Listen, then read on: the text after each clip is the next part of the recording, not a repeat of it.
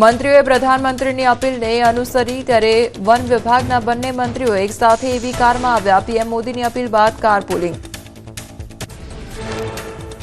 અમદાવાદમાં ફરી સીએનજી ગેસના ભાવમાં વધારો ઝીંકાયો ત્યારે અદાણીએ સીએનજીના ગેસમાં ₹2નો કર્યો વધારો. સીએનજીનો નવો ભાવ 88.2 રૂપિયા પ્રતિ કિલો થયો તો સીએનજી ગેસમાં ભાવ વધારાથી રિક્ષા ચાલકોની સ્થિતિ કફોડી બની.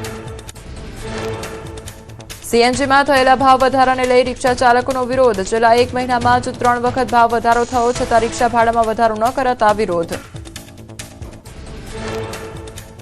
1 જૂને રિક્ષા ચાલકો ઉતરશે હડતાળ પર. ગાંધીનગર ખાતે પહોંચી કરાશે વિરોધ પ્રદર્શન. સીએનજીમાં ભાવ વધારો થવા છતાં રિક્ષા ભાડા ન વધારાતા વિરોધ. ભરૂચની 7 જીઆઈડીસી પર પેટ્રોલ ડીઝલ ભાવ વધારાનો આર્થિકમાં. ડીઝલ મોંઘું થતાં ટ્રાન્સપોર્ટેશન ખર્ચમાં વધારો. મિડલ ઇસ્ટ યુદ્ધની પણ એક્સપોર્ટ સેક્ટર પર પડી અસર. સરકાર પાસે રાહતની માંગ.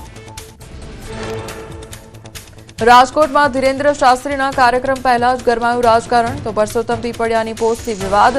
રાજકોટમાં અંધશ્રદ્ધા ફેલાવવાના આક્ષેપ સાથે પીપળિયાએ ઉઠાવ્યા સવાલ. કહ્યું આનંદો ભોળા ભક્તો ઘર આંગણે અંધશ્રદ્ધાનો કુંભ મેળો યોજાશે. રાજકોટમાં ધીરેન્દ્ર શાસ્ત્રી સામે વિજ્ઞાન જાથા મેદાને ત્યારે દિવ્ય દરબારમાં જઈને પૂછશે સવાલો. વિજ્ઞાન જાથાના જયંત પંડ્યાએ આપ્યું નિવેદન. કહ્યું બાબા પાસે કોઈ શક્તિ નથી, અંધશ્રદ્ધા ફેલાવે છે. વિજ્ઞાન જાથા પોલીસ ફરિયાદ કરવાની તૈયારીમાં. રાજકોટની સૌરાષ્ટ્ર યુનિવર્સિટી ખાતે એનએસયુઆઈનું વિરોધ પ્રદર્શન. કોરોના કાળ દરમિયાન નાપાસ થયેલા 2019 વિદ્યાર્થીઓને ફરી પરીક્ષાનો મોકો આપવા સહિતની માંગ તો યુનિવર્સિટી ખાતે ધરણા યોજી કર્યો વિરોધ.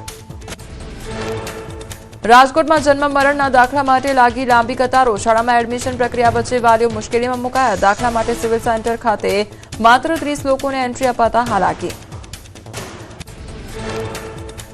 જૂનાગઢના ઘેડ વિસ્તારમાં ચોમાસા પહેલા જ ખેડૂતો ચિંતિત. ઓઝત નદી ફરી આફત બને તે પહેલા સાફ સફાઈ કરવાની ઉગ્ર માંગ. કેશોદ, માંગરોળ અને માણાવદરના ગામોને ડૂબતા બચાવવા તંત્રને રજૂઆત. તૂટેલા પાળાઓનું વહેલી તકે રિપેરિંગ કરવા માટે ઉઠાવી માંગ. ઘેડ વિસ્તારના ખેડૂતોની રજૂઆત બાદ સિંચાઈ વિભાગ સફાળું જાગ્યું. ચોમાસુ પૂર્વે નદીઓની સફાઈ અને પાળા રિપેરિંગની કામગીરી શરૂ. ગત વર્ષે તૂટેલા 35 થી 40 પાળાઓમાંથી અડધાથી વધુનું કામ પૂર્ણ કરાયું. નદીના જાળી ઝાંખરા અને પુલિયાઓની સફાઈ કરવા તંત્ર કટિબદ્ધ. મધ્યપ્રદેશના બુરહાનપુરમાં બાળાઓ જીવના જોખમે કૂવામાં ઉતરી પાણી ભરવા માટે મજબૂર બની. જળસંકટ વચ્ચે એક્શન મોડમાં પ્રશાસન. ત્યારે વિડીયો વાયરલ થયા બાદ તંત્ર દોડતું થયું. કલેક્ટરે કર્યા તાત્કાલિક આદેશ. ટાંકા દ્વારા પાણી સપ્લાય શરૂ કરવામાં આવ્યું. જોખમી કૂવા પર તાર ફેન્સિંગ.